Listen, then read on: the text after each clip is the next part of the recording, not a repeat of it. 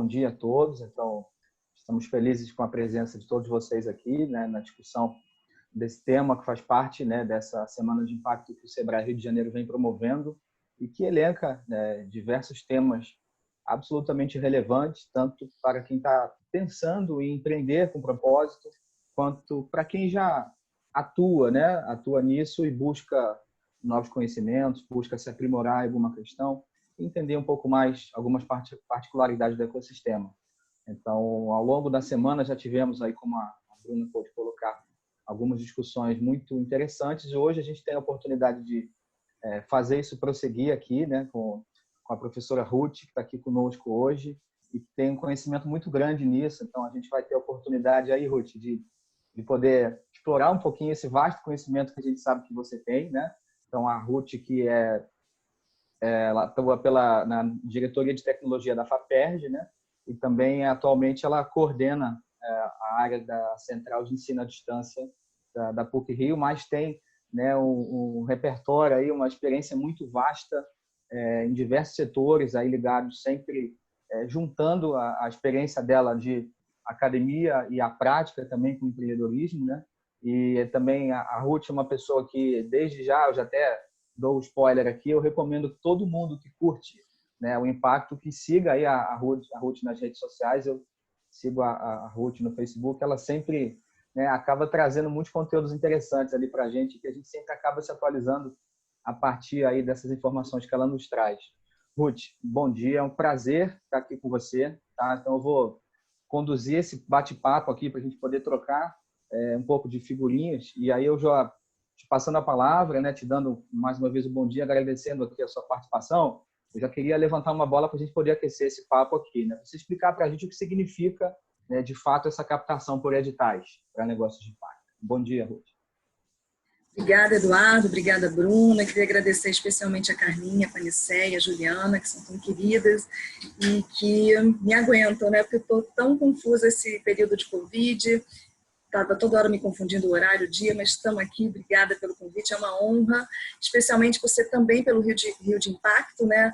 Um tirão, uma organização empreitada que nasceu justamente comigo, Eduardo, e com a Geisa, num bate-papo no final de um encontro lá, numa gravação no TV Alerj, né? Ela botou essa pulga atrás da orelha e a gente correu atrás, e hoje somos mais de 15 organizações fazendo parte do Rio de Impacto, que são organizações intermediárias de apoio aos negócios de impacto. E tem sido muito gratificante ver não só esses anos em que o Sebrae Rio esteve à frente da Secretaria Executiva e agora também com a Geisa, né, pelo Fórum Estratégico de Desenvolvimento, nessa nova coordenação executiva do nosso Rio de Impacto. Então, prazer enorme, e tem sido incrível essas lives de vocês essa semana, assim, um conhecimento, uma troca de rede, de conhecimento incrível, e vamos ver o que eu posso ajudar aqui também nesse quesito de editais, né? Queria mandar só uma saudação aqui para alguns alunos que estão aqui presentes, a Jurema, a Edna, a Kelly, queridos aqui, outros que estão aqui com a gente, a Karina, pessoal do Brasil todo, né? Não é só Rio de Janeiro não, viu? Que bom tê-los aqui também presentes nesse encontro virtual, enquanto o presencial ainda não pode ser feito. Edu, quase esqueci a sua pergunta, né? Acho que os editais, né? Acho que é o que nos interessa. O que significa, de fato, essa captação, assim, de um modo mais introdutório, para a gente poder, né, trabalhar o assunto? Querido, vamos lá. Então, os editais, a gente está falando aqui principalmente de editais públicos, né? Existem editais privados também, né? Mas os editais públicos são um instrumento legal previsto por direito administrativo, né? E tem como função comunicar uma resolução oficial do Estado, né? Então, tanto para pregão quanto para vaga para serviço público, mas para o nosso métier aqui, a gente está falando de edital de fomento, edital de investimento, edital de empréstimo para negócios de impacto socioambiental, que são outros tipos, né? São um nicho específico e muito legal, com auspícios muito elevados, né, em nível humanitário, que é esse nicho nosso que a gente trabalha de negócio de impacto, mas que fazem parte de um grande arcabouço de empresas nascentes, startups e empresas e outros níveis de maturidade que também interessam ao setor público e ao setor privado, obviamente, porque startup é só justamente o início, né? Por isso esse termo em inglês, que é a empresa que está nascendo, está se entendendo, está se conhecendo, está se questionando. Tá? Então, todo um processo de autoquestionamento organizacional para ela vingar, né? E esse período dura de 0 a 3 anos ou de 0 a 5 anos, e é o momento mais arriscado e mais fervoroso, porque é quando a inovação acontece, é testada, é validada, né? Então, o governo, né, o Estado não poderia se esquivar, não poderia ser omisso, e ele também chega junto, inclusive por preceitos constitucionais, ele se propõe a alimentar, a fortalecer o Made in Brasil, né? Made in Rio de Janeiro, Made in Brasil, que é a nossa força motriz das indústrias, das relações de consumo, relações de troca da gente, né? Entre pessoas e entre organizações. Então, é um instrumento que, por ser dinheiro público, né, ele tem que ser burocrático. Não precisa ser tanto, né? A gente sabe que tem muito empreendedor que nem olha para os editais públicos governamentais porque acha que não é para eles, ou quando conhece, sabe o que é, prefere não se meter com isso porque é muito burocrático. De alguma maneira tem razão, mas a gente está caminhando cada vez mais. E aqui eu falo também um pouquinho como FAPERJ, né? Oficialmente eu não posso falar pela FAPERJ, só os meus diretores, a doutora Eliette, o Maurício Guedes, que é o meu diretor direto, e o nosso presidente, o Gerson da Silva. Então, eu estou aqui só transmitindo, né, trocando informações do que eu tenho aprendido lá nessa assessoria da Diretoria de Tecnologia, né? Peço licença só para falar um pouquinho da FAPERJ. A FAPERJ é uma fundação de amparo à pesquisa do Estado do Rio de Janeiro. Todo ente federativo nacional tem uma FAP para chamar de sua. A FAPERJ ela tem 2% da receita líquida do Estado. Então, se o Estado vai bem, se o PIB vai bem, se os tributos, né, estão sendo... se o mercado formal está bem, os tributos vão para os cofres públicos, né? Então, a FAPERJ tem a sua monta, o seu dinheiro também aumentado. Mas é um recurso muito relevante, 2% da receita líquida de um Estado tão potente, né, tão efetivamente dinâmico nacionalmente. Então, esse dinheiro vai para a ciência, vai para a tecnologia e para a inovação, né? Mas os editais, eles estão aí para a gente. Os startupeiros, né, os empreendedores sociais não têm que ter medo de dinheiro público, muito pelo contrário, vamos atrás deles. E tem vários tipos de recurso financeiro público, né? Tem um recurso de empréstimo, que a GRIO faz, por exemplo, e tem o recurso de subvenção. Antigamente a gente falava fundo perdido, mas é pejorativo, né? Parece que o Estado está perdendo dinheiro, né? Não, mas é um investimento. Então a gente passou a não falar mais fundo perdido, inclusive na academia a gente fala subvenção. E subvenção é tanto para capital quanto para custeio, né? É tanto para equipamento, para infraestrutura, para obra de levantar um prédio, quanto é também para custeio, aquele dia a dia da operação da empresa, é para passagem aérea, para ir para alguma rodada de negócio, por exemplo, para se apresentar para algum potencial cliente, fornecedor, também para diária de eventos acadêmicos, inclusive, porque os empreendedores para os quais a gente aposta, né, recurso financeiro público na FAPERJ, os empreendedores em geral, eles têm uma base científica tecnológica muito forte, porque o nosso principal cliente na FAPERJ é a comunidade científica, né? São as instituições de ensino superior e as instituições de ciência e tecnologia. E o Rio de Janeiro, ele por ter sido capital, ele tem um ecossistema muito mais rico aqui no estado fluminense, porque a gente tem ICTs federais em território estadual, o que é bem bacana, né? Então, é dinheiro para diária. Quando eu falo de custeio, é dinheiro para diária, para passagem, material de consumo, serviços de terceiros. A gente, sim, quem recebe dinheiro da FAPERJ pode contratar serviços de pessoa física ou de pessoa jurídica. E pode também fazer, com esse dinheiro de custeio, pode fazer pequenas obras de instalação e de infraestrutura. Se a obra for grande, aí já é dinheiro de capital. É dinheiro de obra, instalações e capital permanente, equipamentos, que pode ser comprado tanto em território nacional quanto lá fora. Uma questão que os nossos editais da FAPERJ, os editais da FINEP também, a FINEP fica no Rio, mas uma vez também é importante, mas atende todo o território nacional, há muita confusão em relação à aquisição de software. É custeio ou capital? Então, são essas nomenclaturas que afastam o empreendedor, né? O empreendedor quer focar no seu beneficiário, quer focar no seu modelo de negócio, e ele tem que lembrar que ele está operando uma máquina, né? Uma organização que tem que responder a questões legais, tributárias, trabalhistas, e tem que entender um pouco de finanças também, né? Contrate, por favor, pessoas melhores para si, por favor, CEO, né?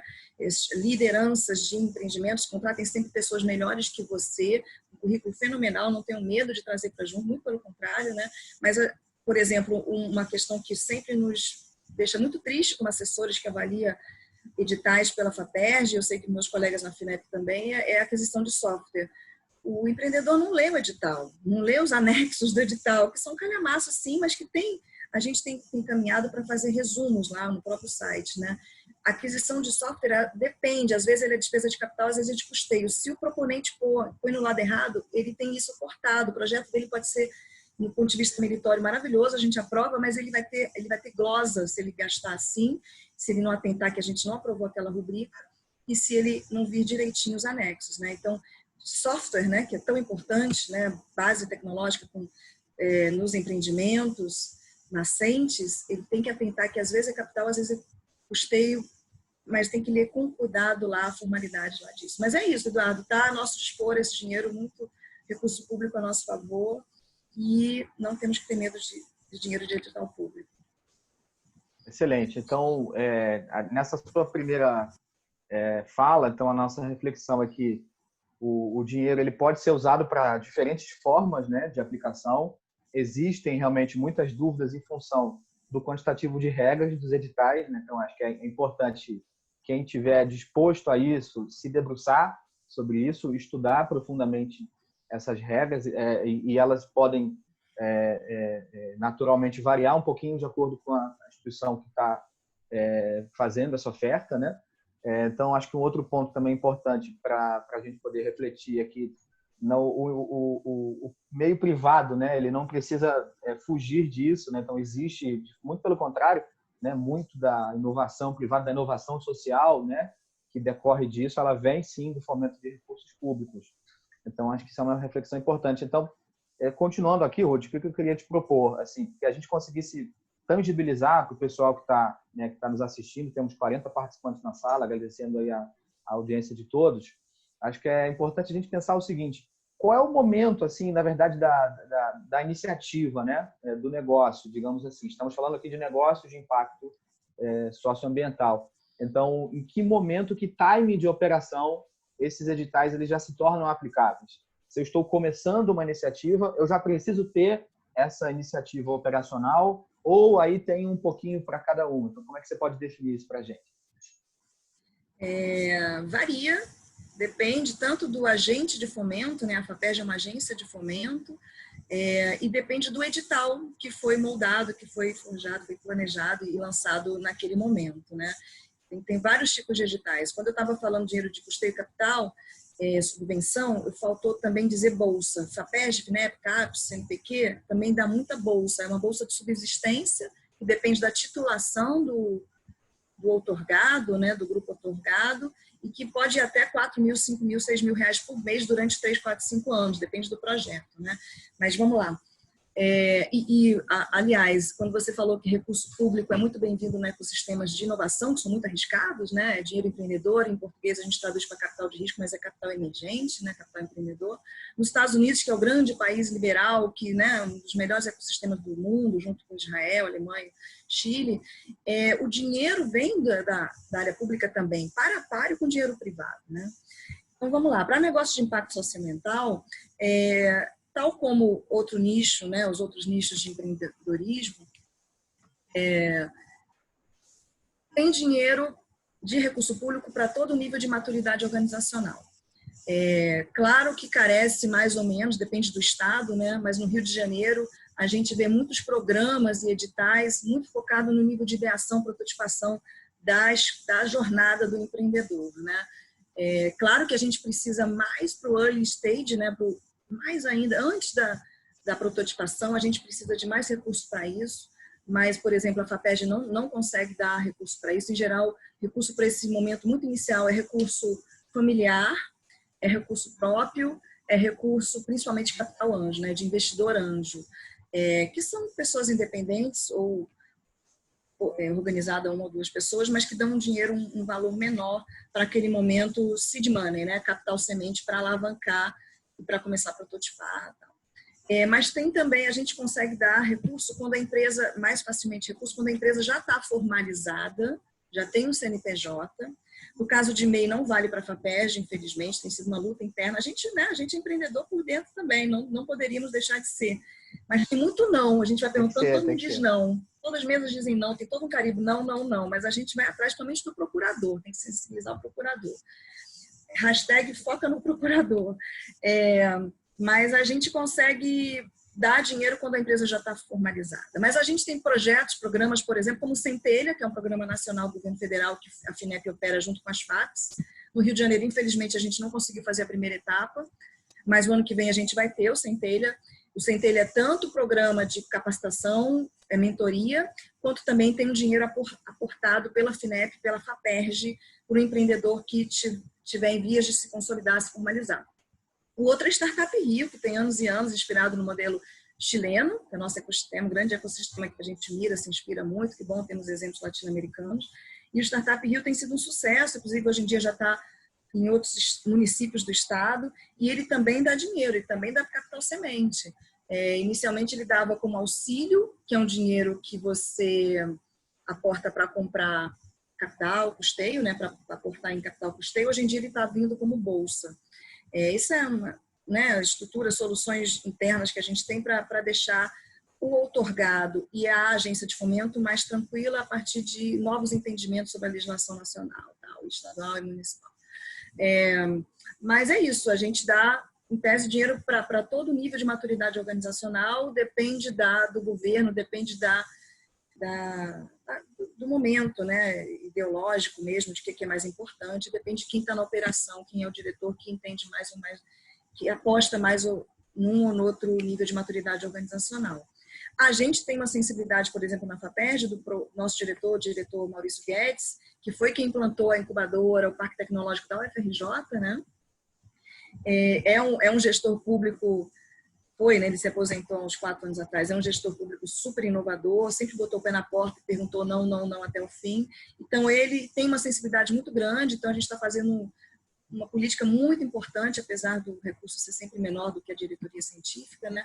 A gente tem apostado em startups, incubadoras, aceleradoras e doutores e mestres empreendedores. Então, essa galera, 50 mil mestres, 20 mil doutores que se formam, se titulam a cada ano, eles não vão ter emprego na academia. É o sonho deles de modo geral, mas eles podem, por que não, também projetar uma carreira empreendedora com alta base de ciência e tecnologia. Então, é para isso que o nosso diretor Maurício Guedes está olhando e criando, vendo o que o ecossistema nacional está fazendo. Então, a gente se inspira muito no ecossistema mineiro de São Paulo e do Rio Grande do Sul.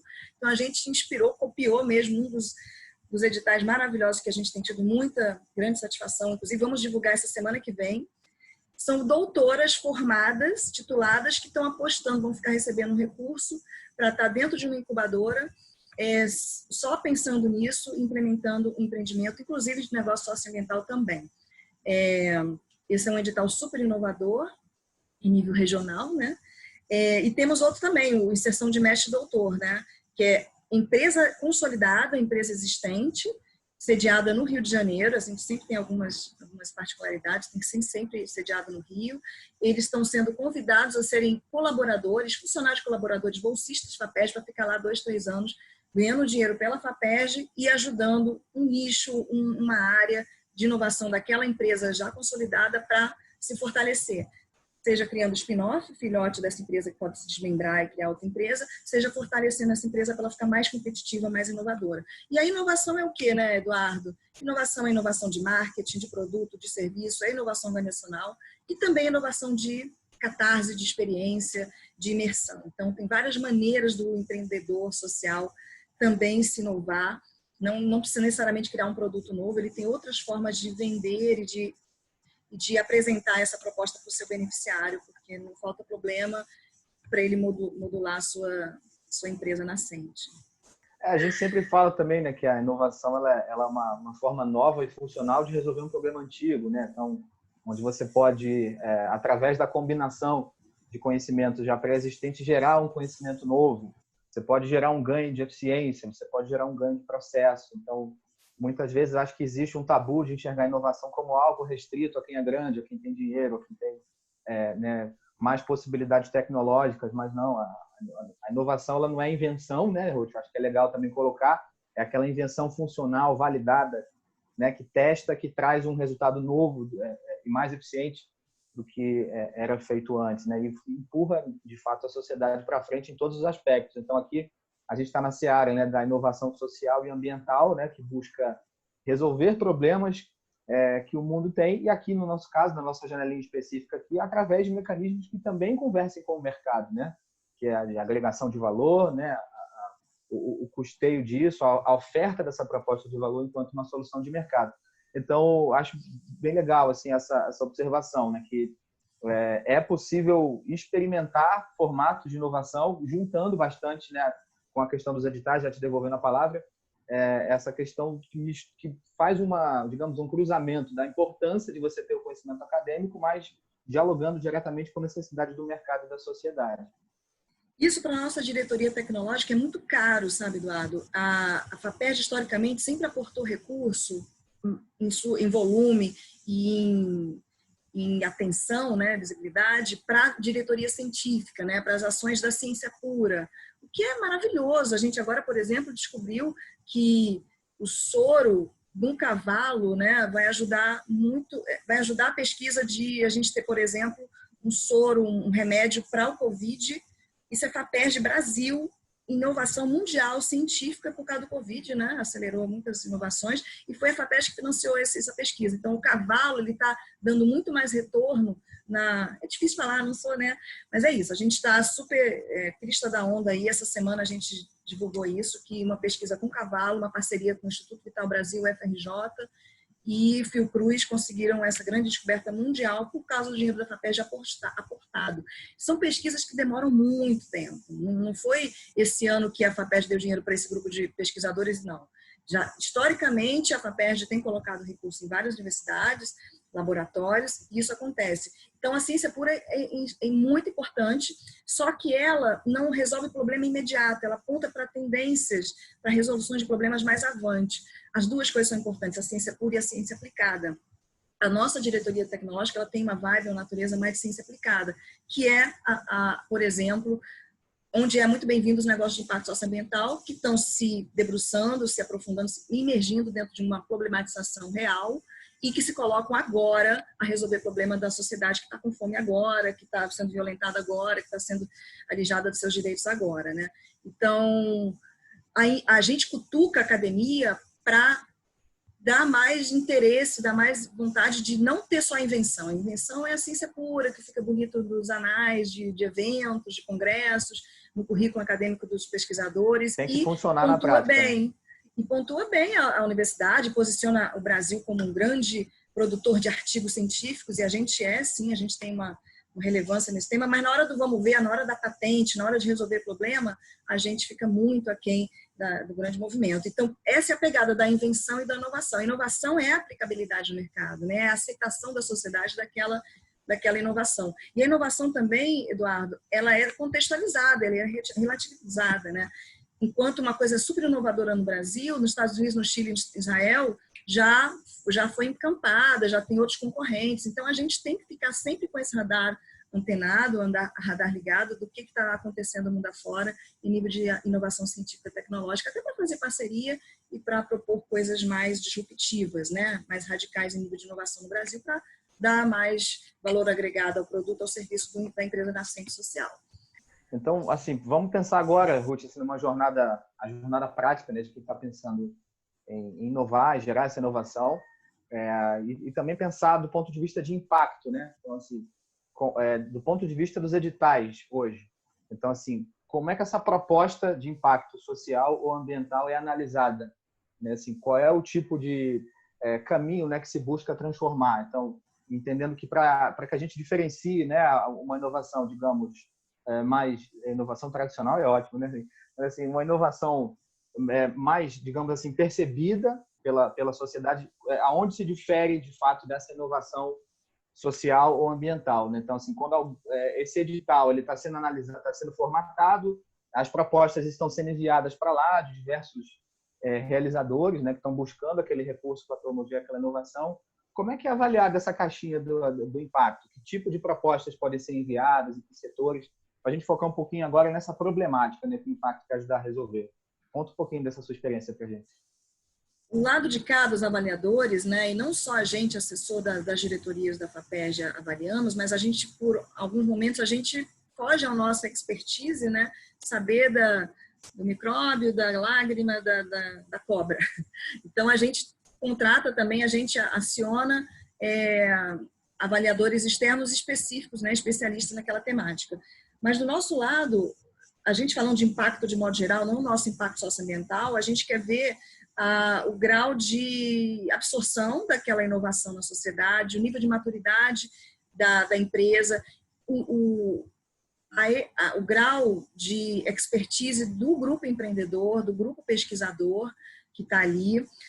Na nossa vibe, né, na nossa vibe da diretoria de tecnologia, a gente não quer só empreendedor científico, a gente quer um empreendedor, um pesquisador que quer virar, que tem vontade de virar também empreendedor, mesmo que não seja ele, pode ser o grupo dele, os alunos dele, mas para a gente importa saber se essa validação da inovação vai ser de fato posta à prática ou vai ficar só um lindo artigo na parede para enfeitar e melhorar o posicionamento daquele pesquisador. Para a gente importa realmente a aplicabilidade, né? Mas a gente, por exemplo, editais que também acolhem o nosso tema aqui de negócio de impacto socioambiental, os empreendedores sociais. A gente tem vários genéricos que também são muito bem-vindos, os empreendimentos, as empresas nascentes e consolidadas com a nossa pegada. Mas a gente conseguiu fazer o primeiro edital nacional de uma FAP, né, de uma Fundação de Amparo à Pesquisa, foi do Rio de Janeiro. Então, a FAPERJ, ela inovou nesse sentido. Em 2018, a gente lançou o primeiro edital, foi R$1,5 milhão. A gente conseguiu acessar, conseguiu beneficiar 16 organizações. Esse edital, a gente contemplou 2 perfis, né? A Carlinha até fez essa pergunta aqui também. Obrigada, Carlinha, reforçada aqui pelo Eduardo. A gente tanto contemplou, a gente colocou 2 públicos-alvo, né?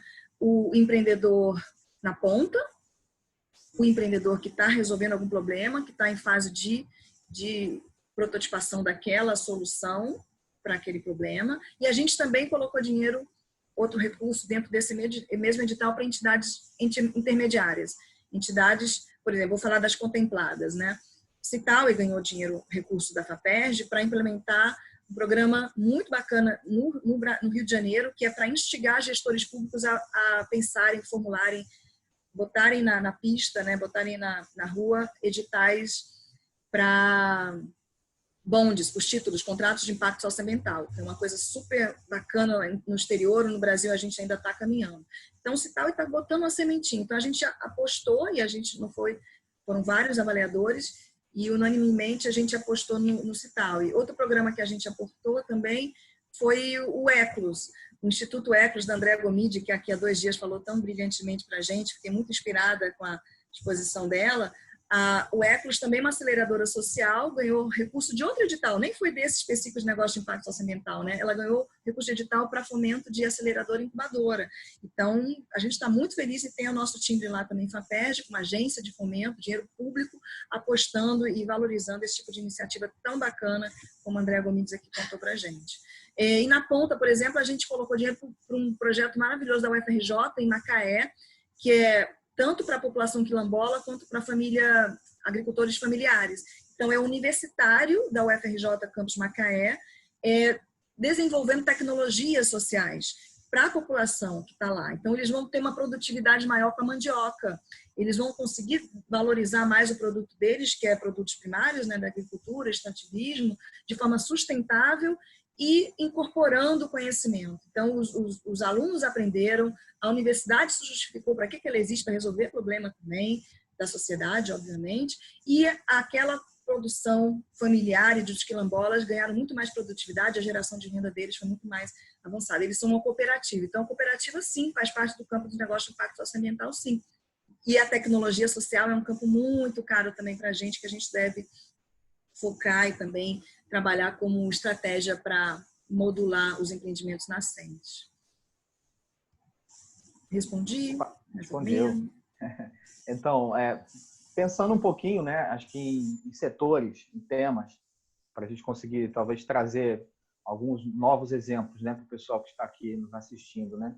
Então, você mencionou aí de alguns temas, né, que são caros aí para a fundação, né, do ponto de vista de importância, assim eu entendo, mas eu acho que é importante a gente refletir sobre segmentos, né, onde há espaço para essa inovação social, né, com novos modelos de negócio que diminuam, né, desigualdades, que ofereçam, né, soluções acessíveis para populações mais desassistidas ou para grupos, né, minoritários. Então, acho que é importante a gente falar um pouquinho disso. Então, Aonde você acha que tem mais espaço hoje? Eu acho que tem em tudo, né? Tem na saúde, tem na educação, tem no meio ambiente, mas se você puder destacar um pouquinho algumas dessas iniciativas aí, como você já levantou um pouco a bola na nossa fala anterior, para que a gente consiga tangibilizar um pouquinho algumas dessas ideias aí, né, que acabaram bebendo aí na fonte dos editais e conseguindo agregar um valor novo.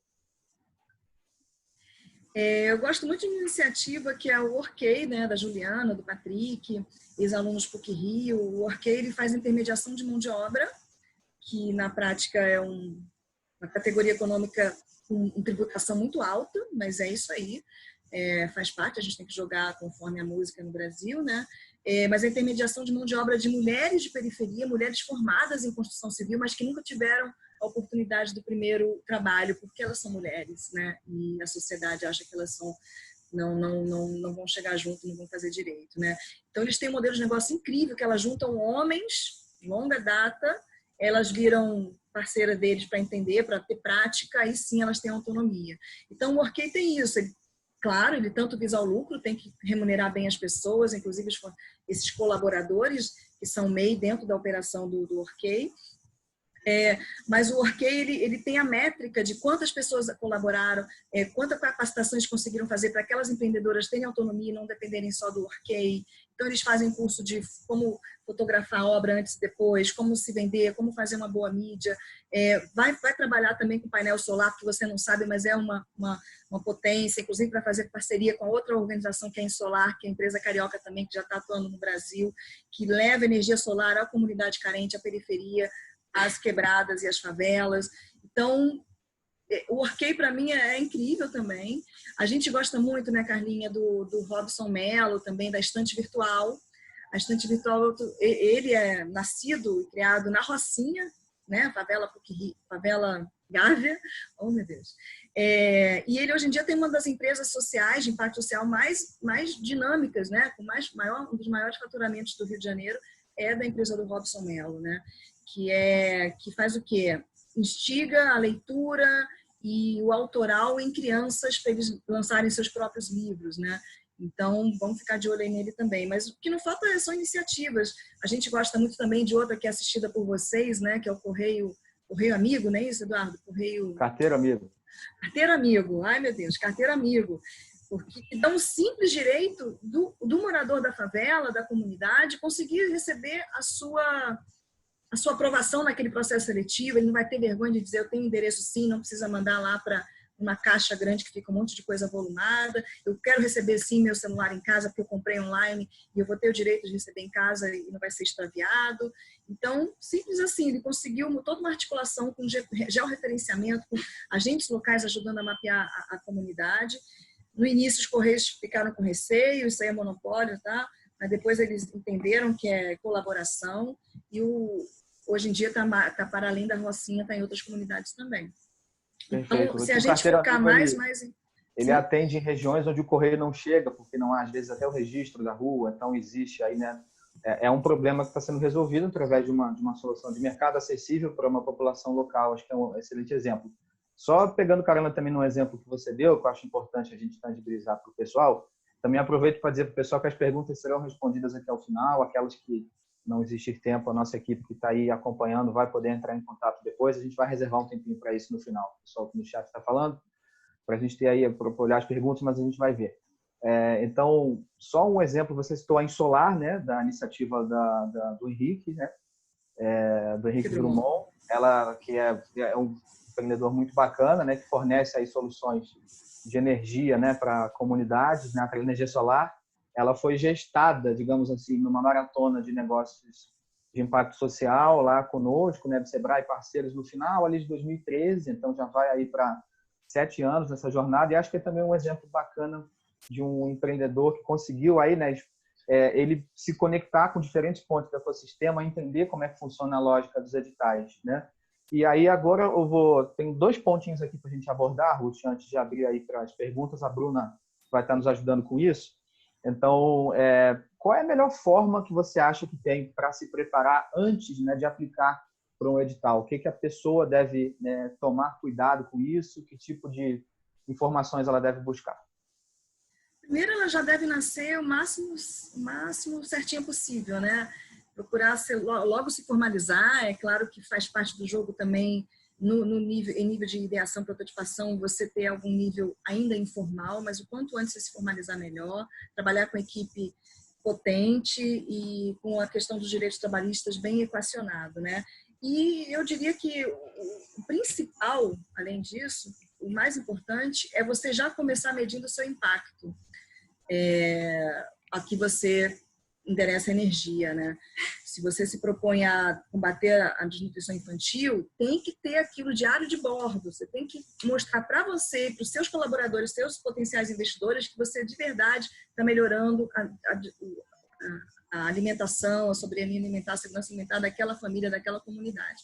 Isso desde o momento zero, nível de prancheta, você tem que estar com isso. É tão importante quanto isso é fundamental para todas as partes interessadas no negócio, né? Então, assim, desde os possíveis investidores, os primeiros, né, os primeiros sócios ali, os fundadores, os clientes, né? E acho que a sociedade, possíveis parceiros, fornecedores, acho que essa é uma informação importante de ser tratada desde o iniciozinho, desde o primeiro Canvas, né? Exatamente. E é o que nos diferencia, né, Eduardo? A gente não é ONG, a gente não é responsabilidade ambiental de empresas, a gente não é empresa tradicional, a gente visa um lucro sim para ser combustível para ajudar mais gente, mais territórios, mais setores, mas a gente diz que vai melhorar positivamente alguma coisa social e ou ambiental, então tem que provar isso desde o início. Senão vai ser balela, vai ser o social washing, greenwashing, people washing, né? Todos esses termos em inglês que a gente diz que faz, mas não faz. Se a gente não disser, aqui aprova, né? E aí pegar depoimentos, pegar indicadores quantitativos, qualitativos. É um esforço, não é fácil. Empreender na pegada socioambiental é muito mais difícil que o empreendedor tradicional, inovador também. O brilho nos olhos atrapalha um pouco, porque ele, em geral, o empreendedor social ele é muito altruísta, muito visionário, e às vezes eles querem ganhar dinheiro, né? Tem que ganhar dinheiro. Claro que o empreendedor, tem vários tipos de empreendedores, né? O empreendedor por oportunidade, ele tem isso, por exemplo, o Henrique Drummond, né? Ele tem estudo, ele tem bagagem, ele tem recursos financeiros dele e tal.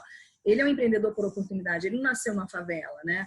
Já o Robson Mello nasceu na favela, então são perspectivas diferentes de se empreender, né?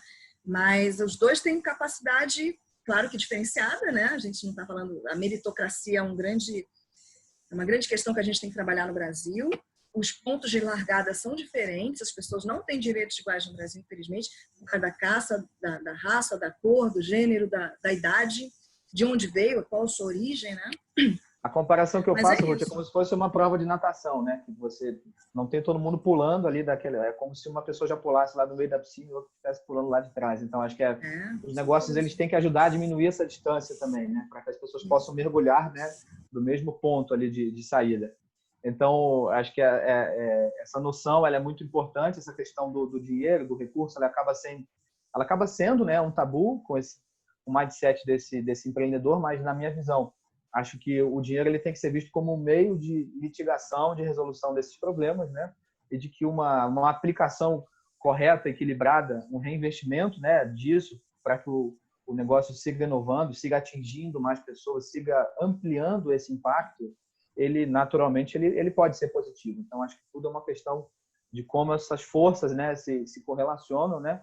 E brincando aqui com quem está começando, né, no Canvas lá, a proposta de valor do impacto ela jamais pode ser esquecida. Senão você vai se tornar um negócio tradicional como outro qualquer que tenha o seu valor, né? Nós estamos aqui para avaliar isso, mas eu entendo que são coisas que se complementam.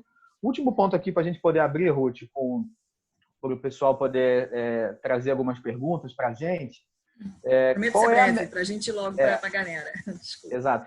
E como é que a gente evita, por outro lado, assim, olhando lá para outra ponta, né? Quem usa o edital demais e, de repente, acaba dependendo daquilo. E aí fica aquela fronteira um pouco confusa entre um negócio que consegue se tornar uma iniciativa autossustentável e prover um impacto positivo, mas acaba, às vezes, tendo mais cara de projeto do que de negócio. Então, qual é a chave aí, na sua visão, para que se consiga evitar essa dependência excessiva de editais, que pode muito bem acontecer também? Muito boa pergunta, vou falar rápido.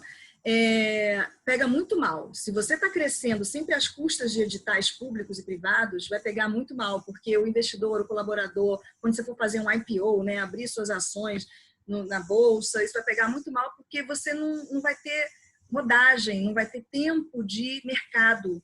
Você tem que mostrar faturamento para esses caras, né? E impacto no nosso campo específico. Graças a Deus que a gente tem isso também para mostrar como valor, como legado da existência organizacional. Mas pega muito mal. E eu trabalhei 12 anos na incubadora da PUC-Rio, né, no Instituto Gênesis, e a gente super cutucava o empreendedor, que sempre ganhava, porque eles sabem fazer também, quando eles se especializam numa coisa, eles ganham sempre, né?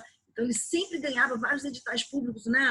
Esses empreendedores, e a gente, olha, está na hora de ir para o mercado, que bom que você está fazendo isso, que está ganhando recurso, está dando, está tendo atenção. Todas, como o Edu falou, se a gente não conseguir... Seu áudio está falhando um pouquinho, Bruna. Oi, oi, oi. Voltamos a te ouvir. Tá me ouvindo? Estamos. Como o Edu falou, tem várias perguntas aqui no chat. Se a gente não conseguir responder todas, depois a gente entra em contato com todo mundo. A Ruth, o Edu tá disponível aí para responder. Deixar meu contato. Bom, vamos lá. Eu vou começar pelas mais fresquinhas. Teve uma última aqui da Gisele Casal. Eu consigo me inscrever em editais do MEI? Gisele Casal, sim, tem editais para MEI, sim.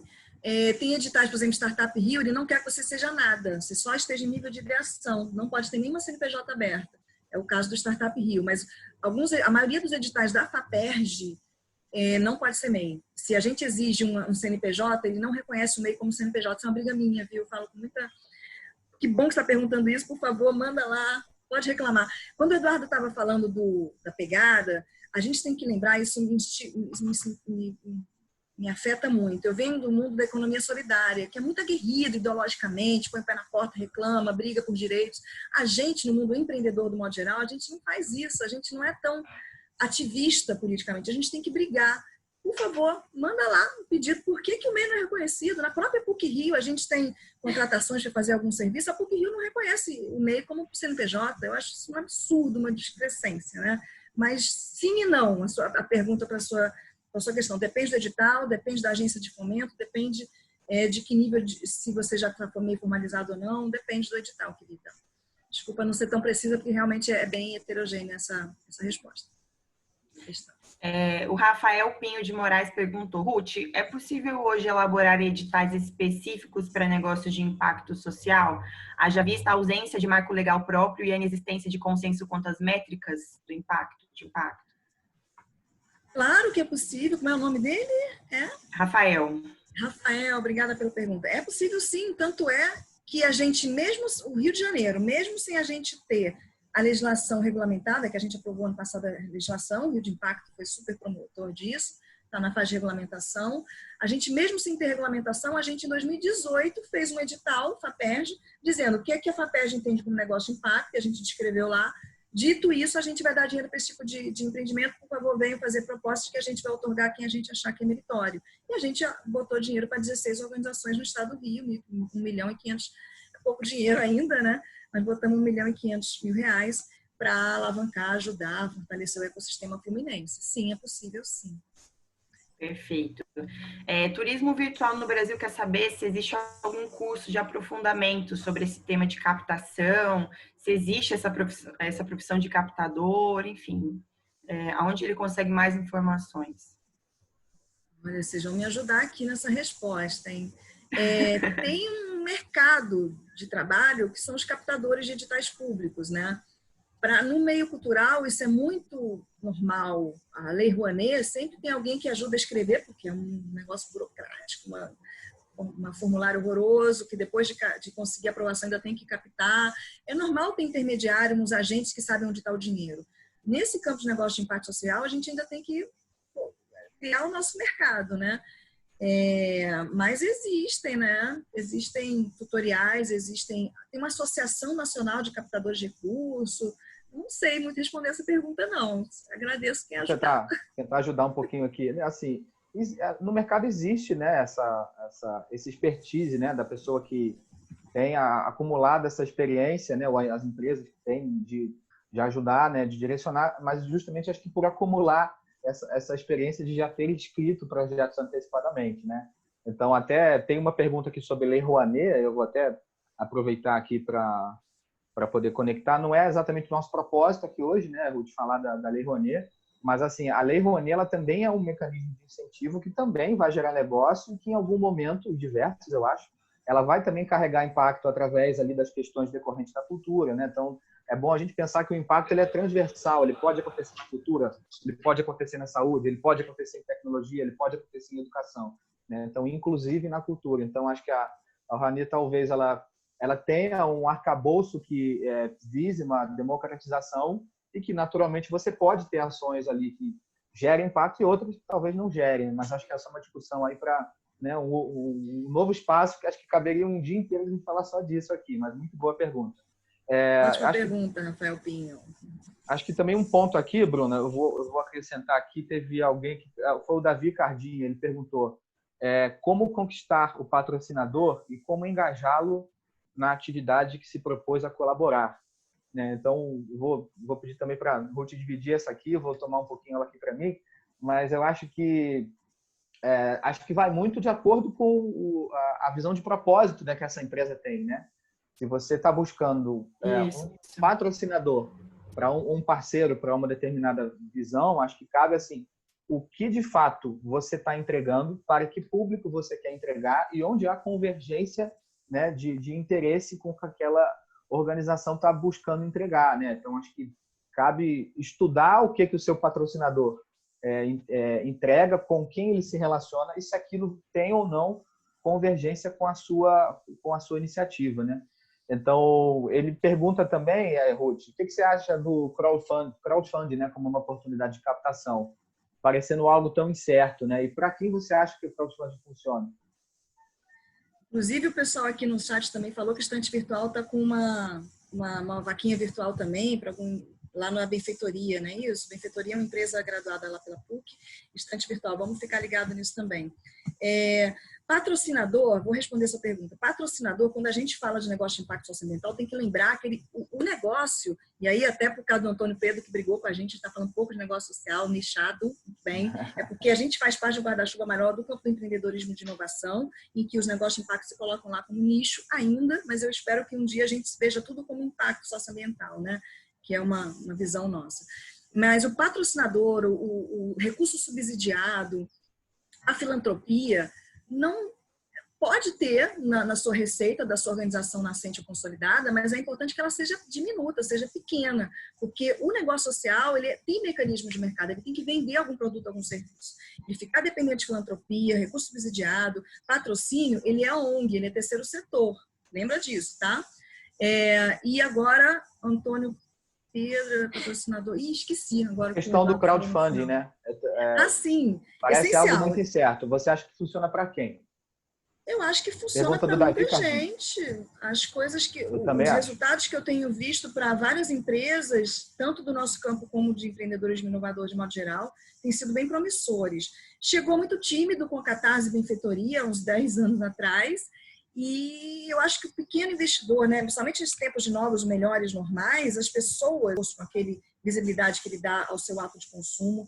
Então, eu entendo que... Ih, meu Deus, me perdi.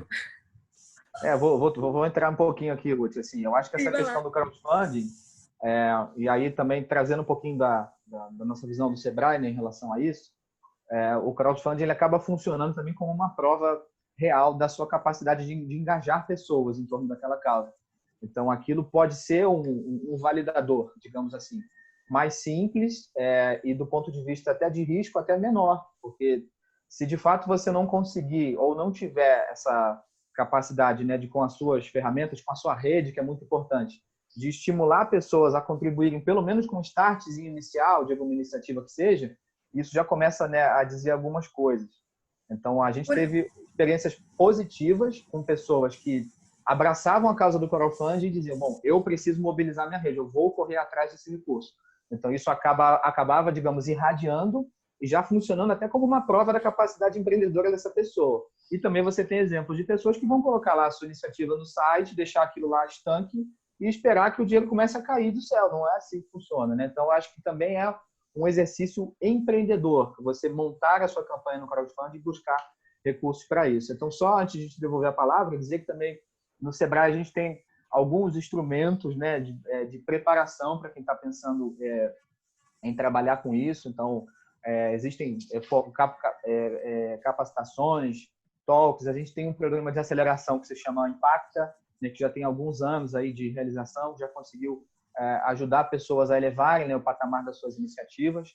E aí a Juliana, o Guilherme, a Bruna, né, a equipe do Sebrae estão aí no chat, podem pegar o contato de quem quiser mais informações sobre isso, né? Então, a gente citou aqui o Henrique, que passou por uma dessas preparações. Eu acho que também é importante que essas pessoas elas bebam, né, em fontes diferentes, né, de orientação, de conhecimento, né, da FAPERJ, do Sebrae, de diversas outras instituições, e essas ofertas elas são complementares. Então, eu acho que quem consegue conjugar muito bem isso vai mais à frente. E o crowdfunding também é um exemplo disso. Passando para você, Ruth. E eu coloquei aqui, Eduardo, no chat, que a gente tem não só o crowdfunding, que foi como tudo iniciou, né, a vaquinha virtual, Catarse, benfeitoria. A gente, nesse momento, está com Convida20, que é maravilhoso. Cada indivíduo pode botar R$500, você vira um mini sócio daquela empresa de base comunitária, de vulnerabilidade social, que tem um produto, um serviço muito bacana, mas que estava para morrer durante os tempos de Covid, né, de isolamento social, e que estão tendo resultados maravilhosos. Então, claro que a gente pode ser cético e negativo, mas a gente tem que sempre ver o lado positivo. Tem muita gente que está, sim, conseguindo se reerguer, se reposicionar, se reinventar, inclusive empresas nascendo durante a Covid por causa de vaquinha virtual, como o crowdfunding. Mas não deixar de lembrar que a CVM chegou junto e conseguiu formalizar há alguns anos já o equity funding, que são pequenos volumes de dinheiro também emprestado de pessoas físicas, até R$1.000. A partir de R$1.000, você pode ser um mini investidor de uma empresa, por exemplo, Três Cariocas, no Rio de Janeiro, em cerveja artesanal, conseguiu muito recurso, conseguiu alavancar por causa do equity funding, e o Greenland, também uma empresa de energia gerada lá na PUC-Rio, que também conseguiu, as empresas vão para cima. Então, a gente não pode abrir mão de qualquer fonte possível de financiamento. Aliás, quanto mais o portfólio de receita estiver aberto, melhor. Maravilha. Então, acho que essa preparação e acho que essa observação, né, Ruth, desse pessoal é importante. Bruno, pergunta aí do pessoal. Sim. Pergunta da Fernanda Castro. Ela quer saber se ela consegue se inscrever em editais como um grupo, cooperativa ou coletivo. Bruna, depende do edital.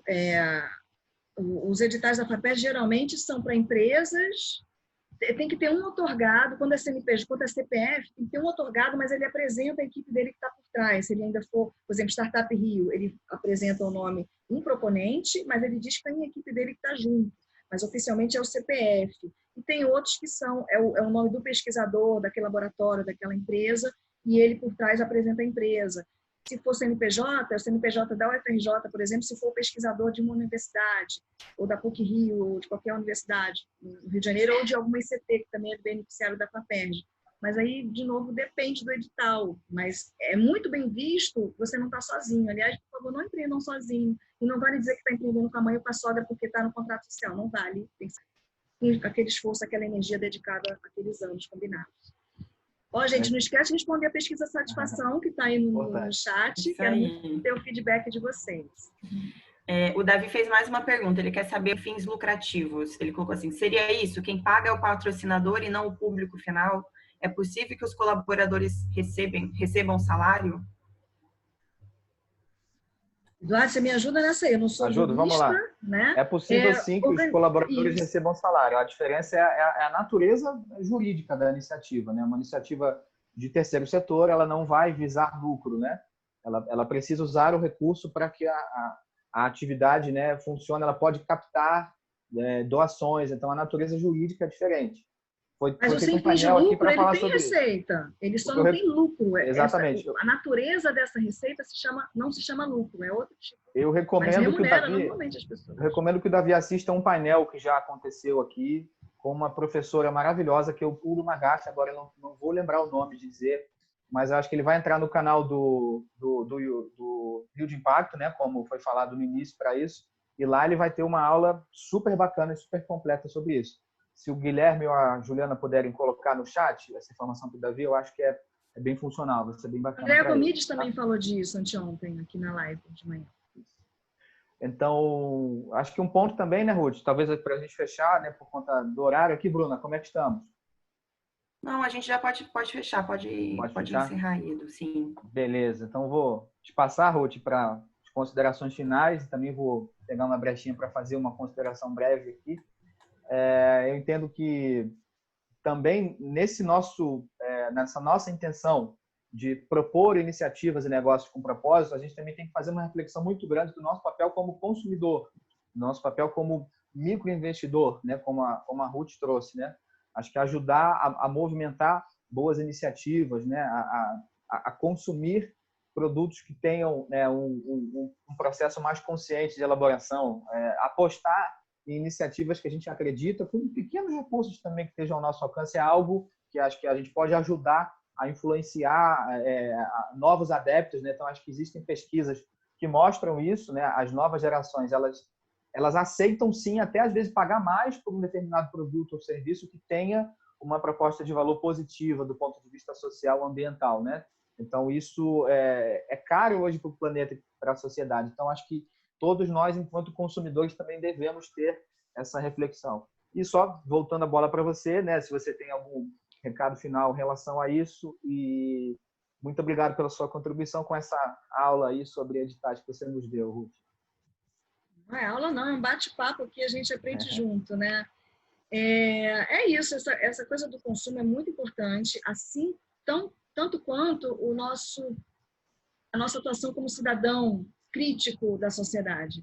Esse é um ano eleitoral, a gente tem que ver quem a gente votou, se a gente vai continuar votando daquela maneira e não acompanhando ou acompanhando da maneira que a gente vem acompanhando o nosso candidato.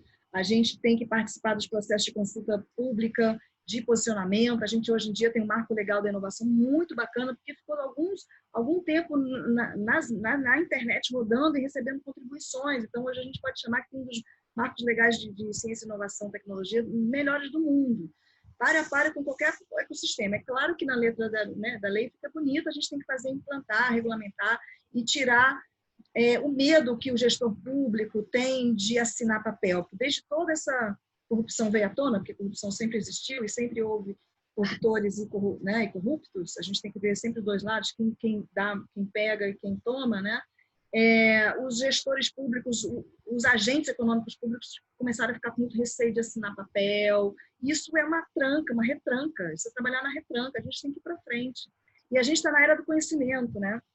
A era da informação. Isso faz com que os fatores de produção tradicionais, as máquinas, os prédios capitais, sejam menos importantes que os recursos humanos, que a capacidade gerativa de conhecimento e inovação, enquanto grupos, sujeitos individuais, sujeitos coletivos. Então, a essência agora, o que mais importa, o que mais pode gerar valor, até como dica, geração de valor ali no Canvas, né? Geração de valor, é criação, transferência, montagem, integração e exploração de ativos de conhecimento. Isso está se tornando cada vez mais a economia real, né? É no campo dos serviços, é claro, mas a gente não vai deixar de produzir produtos inovadores, porque isso tem poder de barganha na hora da nossa venda e das nossas trocas comerciais com o Brasil afora, mas isso é muito relevante. Então, a gente não deixar de ter base científica e tecnológica em tudo que a gente fizer. Então, gruda numa universidade, se junta um pesquisador, a um ambiente de ciência e tecnologia, porque isso vai fortalecer muito o seu negócio e dar mais firmeza para o seu empreendimento. E um plim-plim bem rápido, o Eduardo falou das redes sociais, essa rede social que a gente tem lá no Facebook é nossa, é do Rio de Impacto, é do Brasil, chama Negócio de Impacto Socioambiental, e a gente só fala daquilo, do nosso campo nichado, maravilhoso, que veio a muito qualificar o tal do novo normal, dos melhores normais. Eu acho que a bola agora está para a gente chutar para o gol e vamos fazer mais e melhor. Excelente, Ruth. Muitíssimo obrigado aí pela sua participação, né? Então, vou devolver aqui a palavra para a Bruna fazer o encerramento, aí que acho que alguns recados finais importantes, né? Em nome aqui do Sebrae Rio de Janeiro, dizer que esse é um tema absolutamente relevante, acho que não só do Sebrae Rio de Janeiro, mas para o sistema Sebrae como um todo, né? Então, a gente está aí sempre à disposição para oferecer ferramentas, informações para quem deseja empreender e para quem deseja empreender com propósito, né, mais especial ainda também. Tá bom? Muitíssimo obrigado, agradecer a todos que estiveram na sala, foi bacana que o pessoal ficou até o final aqui com a gente, né? Tivemos quase que nenhuma saída, então acho que isso é um indicador bom, foi bacana essa interação, agradecer também a todas as perguntas, foram bastante produtivas aqui para o nosso debate. Bom dia a todos. Obrigado, Ruth. Bruna, está com você. Pode abrir o vídeo, pode abrir o áudio. Obrigada. Abre aí. É ruim, né? Falar assim. Obrigada, Ruth. Obrigada, Edu, pelo aulão. O chat estava aqui bombando. A gente não conseguiu responder tudo por conta do tempo curto, né? Mas o pessoal está trocando aqui. Depois a gente pega o contato e responde todo mundo. Muito obrigada pela presença de todo mundo que está aqui com a gente até o finalzinho.